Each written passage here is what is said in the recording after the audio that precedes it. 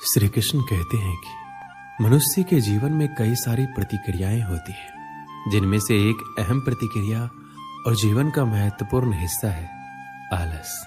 आलस एक ऐसी क्रिया है जो हर मनुष्य के साथ होती है। दुनिया में शायद ही कोई ऐसा होगा जिसको आलस ना आता हो। हम ये मान सकते हैं कि जिस इंसान को आलस ना हो वह इंसान साधारण नहीं हो सकता। कई बार मजाक के रूप में हम ये कह भी देते हैं कि इस मिट्टी के बने हो। यदि आलस ने आपको घेर रखा है तो उस काम के फायदे के बारे में सोचें जिसको आप आलस के कारण नहीं कर पा रहे हैं। ऐसा करने से आपके अंदर उस काम को करने की इच्छा होगी और आप एक्टिव हो जाएंगे। कई बार किसी बड़े काम को देखकर भी आलस आ जाता है। यदि ऐसा है तो उस काम को टुकड़ों में बांट लें। अब वही कार्य आसान हो जाएगा। पहले एक टुकड़े को पूरा करें, फिर कुछ समय बाद दूसरे को पूरा करें। जैसे जैसे काम पूरा होगा आपका आलस कम होता रहेगा। श्री कृष्ण ने भागवत गीता में कहा है, किसी भी कार्य को लगातार ना करें। ऐसा करने से आपको थकान होगी, आपको आलस घेर लेगा। काम करते हुए बीच बीच में थोड़ा आराम करते रहें। इस तरीके से आलस आपके पास नहीं आएगा और आप अपने काम को आसानी से पूरा कर लेंगे। हर व्यक्ति का एक लक्ष्य होता है।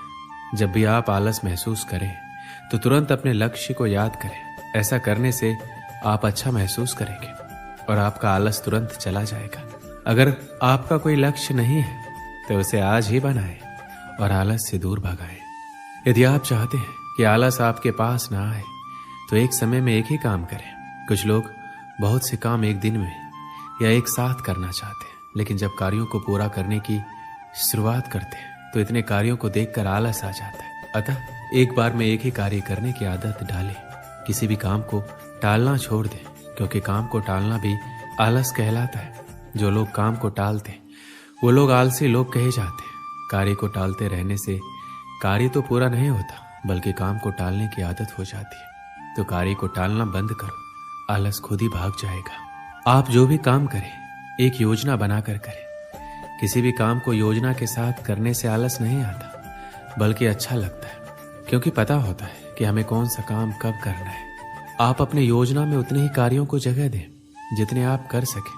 अस्त व्यस्त जीवन से निराशा और आलस ही आता है, लेकिन योजना के साथ काम करने से आपको पता होता है कि कौन सा काम कब और कैसे करना है। ऐसा करने से आप अपने काम को प्यार करने लगेंगे। आलसी होने का मतलब है आप परिवर्तन से डरते भी हैं।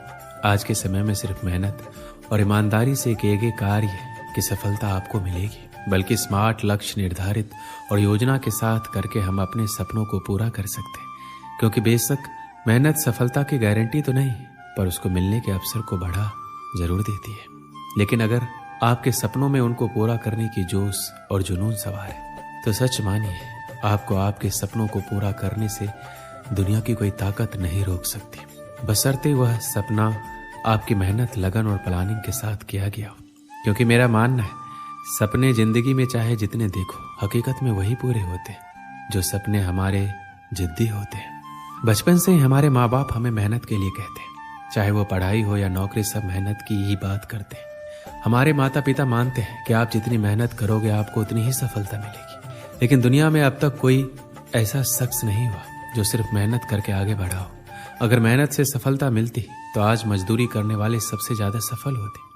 ये बहुत ही अच्छा और उचित सवाल है कि मेहनत तो हम बहुत करते हैं, लेकिन हमें मन मुताबिक सफलता हासिल नहीं होता। क्योंकि अगर मेहनत की बात करें तो सिर्फ मेहनत करने से सफलता नहीं मिलती और न ही सपने पूरे होते। अगर ऐसा संभव होता तो आज के समय में एक मजदूर सबसे ज्यादा सफल और पैसे वाला इंसान होता, क्योंकि सबसे ज्यादा मेहनत तो असल में वही करता है। वही दूसरी तरफ वो लोग होते हैं जिन्हें हम आलसी बोलते हैं, बल्कि ऐसा कतई नहीं है। वह किसी काम को करना नहीं चाहते, बल्कि वह हर काम को शॉर्टकट तरीके से करना पसंद करते हैं। आप जब उनको देखेंगे तो सोचेंगे कि यह खाली ही बैठा रहता है, लेकिन असल में हर काम वो जल्दी कर लेता है और फिर खाली होकर बैठ जाता है और खाली समय में नई नई जानकारी हासिल करता है। इंसान और मशीन में इतना ही फर्क है कि इंसान सोच सकता है और हर चीज का रास्ता निकाल सकता है। आपने एक कहावत सुनी होगी जिसमें दो लकड़हारे पेड़ काटते हैं, एक समय लगाकर कुल्हाड़ी को धार कर देता है और वही दूसरा पेड़ काटने पर ध्यान देता है, जिस कारण वह ज्यादा मेहनत करने के बावजूद कम पेड़ काट पाता है और बिल्कुल आराम नहीं कर पाता। इंसान को हर काम सोच समझकर करना चाहिए, क्योंकि मेहनत तो गधे भी करते हैं। तो आज ही से हर काम को नए तरीके से करने की कोशिश करो, क्योंकि सिर्फ मेहनत से सफलता नहीं मिलती। एक समय की बात है, एक गांव में एक छोटा सा गुरुकुल था। वहां सभी शिष्य गुरुजी के मार्गदर्शन में पढ़ा करते थे, लेकिन उन सभी बच्चों में एक विद्यार्थी बहुत ही आलसी प्रवृत्ति का था, क्योंकि वो हर बार आज के काम को कल पर और कल के काम को परसों पर टाल देता था। गुरुजी उसकी इस गंदी आदत से बेहद परेशान थे। इस कारण गुरुजी ने काफी सोच विचार कर उसे कैसे समझाया जाए, इसके लिए एक रणनीति बनाई। अगले दिन गुरुजी ने उससे कहा, मैं तुम्हें ये काला पत्थर देने जा रहा हूं। इसे तुम किसी भी लोहे की चीज पर घिसोगे तो वो सोने की बन जाएगी, लेकिन तुम्हारे पास कल सूर्यास्त तक का ही समय है। सूर्यास्त के बाद ये पत्थर काम करना बंद कर देगा और मैं तुमसे ये पत्थर वापस ले लूंगा। इतना कहकर गुरुजी वहां से चले जाते हैं। आलसी शिष्य बहुत खुश होता है और मन ही मन वो नई चीजों को खरीदने के बारे में सोचता रहता है और मन ही मन बरबराता रहता है, मैं सोने का ये करूंगा वो करूंगा। आलसी शिष्य बहुत सारे ख्वाब तो बुन लिए थे, लेकिन उन्हें पूरा करने के लिए प्रयास नहीं कर रहा था। आलसी शिष्य ने सोचा, अभी तो मेरे पास बहुत सा समय है, इसलिए अभी थोड़ी देर सो जाता हूं। नींद में भी वो आलसी शिष्य बहुत बड़े बड़े सपने देख रहा होता है और बस सोचता ही रहता है। आलसी शिष्य को सोचते सोचते पूरा एक दिन बीत जाता है और वो आलसी शिष्य अभी भी सोच ही रहा होता है। वो बरबराता है, अभी तो मेरे पास पूरी शाम पड़ी है, मैं इन सभी सपनों को बहुत ही जल्द पूरा कर लूंगा, इसलिए अभी थोड़ा आराम कर लेता हूँ और फिर जब उठूंगा तब इन सपनों को पूरा कर लूंगा।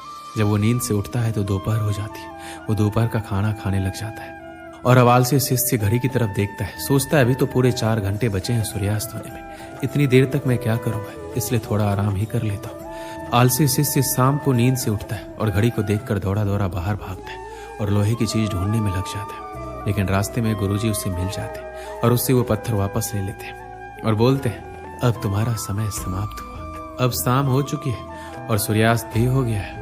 आलसी शिष्य को पछतावा होता है और उसे समय के महत्व का एहसास होता है। इस कहानी से हमें क्या सीख मिलती है? हमारा भी यही हाल है, हम भी आज के काम को कल पर, कल के काम को परसों पर टालते रहते हैं, जिसके कारण वो काम कभी नहीं हो पाता। इसलिए तो कहा गया है कि कल कभी नहीं आता, जो करना है आज ही करो। हमें काम को कल पर नहीं टालना चाहिए। जितने भी सफल लोग इस धरती पर हुए हैं, उन्होंने समय का सदुपयोग किया है, इसलिए वो सफल हुए हैं। अगर हमें भी सफल बनना है तो हमें आज में ही जीना होगा।